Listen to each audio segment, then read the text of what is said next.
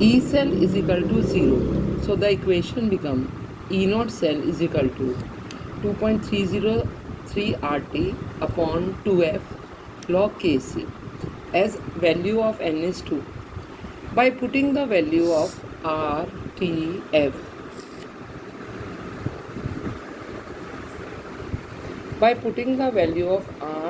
and F, the equations becomes E naught cell is equal to 0.059 upon 2 log Kc. As I have already told you, 2 is the number of electrons. Now we have to calculate Kc. So log Kc is equal to 2 into E naught upon 0.059 at 298 Kelvin. If the N is the number of electrons, this will become log Kc is equal to N into E naught upon 0.059. Now let me take one example. Calculate the value of equilibrium constant for the following cell. 4Br negative plus O2 plus 4H positive arrow 2Br2 plus 2H2O. The E naught cell is 0.16 volt. Now the number of electrons will be 4.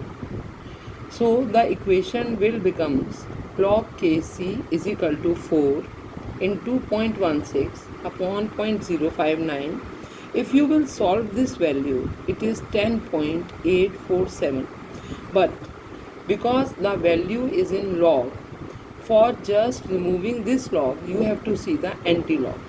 As I have already told you, the 10 will go in the power, it will become 10's ki power 10, and you will see the anti-log of 0.84 in 7 from anti-log table. The value will comes out to be 7.03 and it will be only your anti-log value.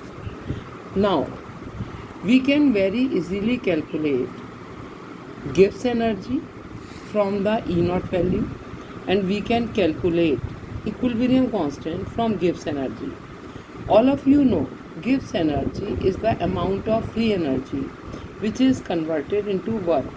I have already derived the formula and given this formula to you in the notes.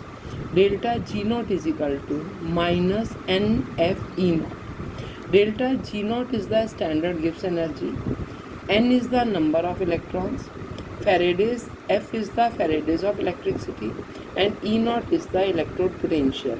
Now, if equilibrium constant has to be calculated, the derivation has already given in the notes.